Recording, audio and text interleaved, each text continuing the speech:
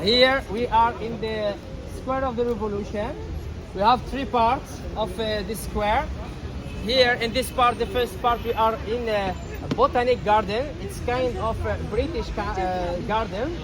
For example, we talked about this kind of tree called hibiscus. The hibiscus tree bring it from Tunisia from 200 years ago. We have 44 architectural style. For example, we have the mayor house, that's the governor house, the one we was wilaya. So the second part, it's they do some fairs here, like book fair or trade or something artisanal.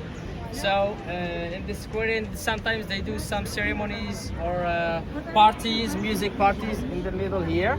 It's just nearby the theater of the city. And after that, we see the third part.